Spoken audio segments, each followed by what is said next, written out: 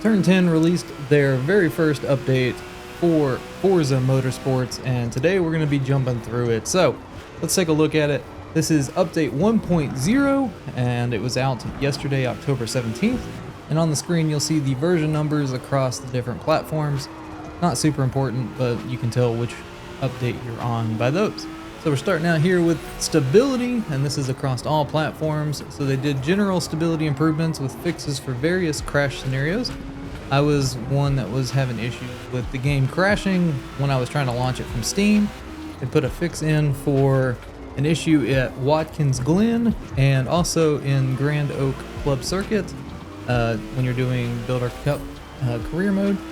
And then there's two additional fixes for crashing that have to deal around free play.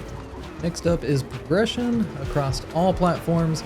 So they did adjust the car part unlock level so that most car parts will now be unlocked in a single Builder Cup series. So they did listen to the community there of people not wanting to get all the way to 50 to make sure they have every part. You still have to get to 50 obviously to get the car experience points to be able to spend on those, but they are listening, and that's good to see. And then they fixed an issue with the car affinity manufacturer reward bonus.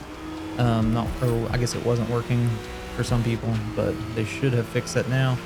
And then an issue across the Xbox platform where it would lose gameplay progress if a player continued to play Forza Motorsports after a new game update had been released. So that should be fixed now. Hopefully it is. If you've had that issue, let me know down in the comments below if it still persists. Then with an Xbox fix here, it looks like they fixed an issue where it created a washed out look when entering or exiting the video menu in game. So hopefully that's fixed as well. And then up on the screen is multiplayer fixes across all platforms. It fixed an issue where a player could post an impossible lap time into qualifying, so that's good. We resolved an issue where at times incorrect safety rating and driver skill ratings were used for matchmaking, which is a huge issue because, you know, driver rating is how good you are, and then safety rating is how good of a driver you are, how safe you are. So both of those should be tailored to, you know, the matchmaking and the races you want to be in, because you don't want to be in a race with, you know, somebody with a low safety rating and you've got a high one, because that would just be an issue. Fixed an issue where control of the car wouldn't be handed back to the player upon exiting the pits. Featured multiplayer and beginning a solo race in free play. Fixed an issue that prevented players from downloading and saving other players' liveries while in a private multiplayer pre-race. And on the topic of liveries, they did do some updates to the livery editor. I'll leave these on the screen for just a second. I'm not going to read through them, but if you are interested in them, they are there.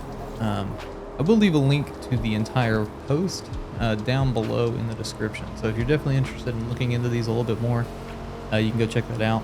On that post, they also have a section for stuff that they have identified as issues, but they haven't updated yet to fix them. So if you are having an issue, you can go check that out and see if it's on the list. And if not, you can create a ticket and probably get it put on to that list.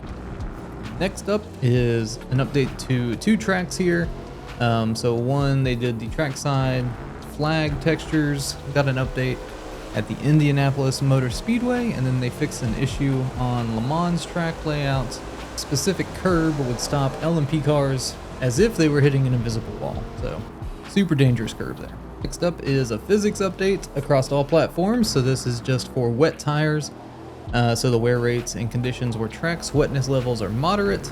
They improved the tire wear there. That is just two wet tires. I don't think they've affected any of the other tire compounds as of yet. Next, they updated a tuning setup across all platforms, and that just fixed an issue that prevented players from downloading another player's custom tuning setup while browsing a leaderboard. So very specific there. But I guess for rivals, you can pull up their tune and see what they use. So they fixed that issue, so you should be able to do that going forward. And here are just some accessibility issues that they resolved across all platforms, and then some for text or speech to text and text to speech, specifically for Steam. So you can pause the video and look at those if you need to. And then they improved the visuals of the replay camera shown for the last segment of the Virginia International Raceway, Grand West. And then last on their list of updates is just a whole bunch of car fixes. I think this is a bunch more visual updates to the cars. So there's 2 pages here. If you want to look through them, again, you can pause the video. I'm not going to talk through all of them, but again, there is a link to the full post down in the description below if you'd rather read through them yourself. But I'm interested to know, did any of these fixes fix any part of the game for you? For me, I was having issues with the game crashing, like as I was launching it, and I can at least play the game now. It doesn't seem super duper optimized. I've got a pretty beefy computer, being a 3080 and a i7 1070K, I believe, and this game just does not run great right now for me. I've had to cap at 30 frames, which is kind of crazy, but I don't know. We'll see. Hopefully future updates get us better performance, better optimization, and we can just hope and see. It does play well on the Xbox Series X from what I've played so far on there, but like I said, I'm hoping for better optimization for the PC in the near future. So I hope you guys have a great rest of your day. Again, let me know down below if any of these fixes helped. Let me know if you were affected by any of these bugs or glitches. Be curious to see how many of you were. I know that there were a handful of people that were affected, and that's really been a rocky start for motorsports just because of all the bugs. And I mean, we should somewhat expect that from new game releases nowadays, but it would be nice to have a fully functioning working game straight out of the gate. But again, the issues aren't super bad, and hopefully they just get better and better with the updates as they move along through the month of October. But like I said, I hope you guys have a great rest of your day. We'll catch you in the next one.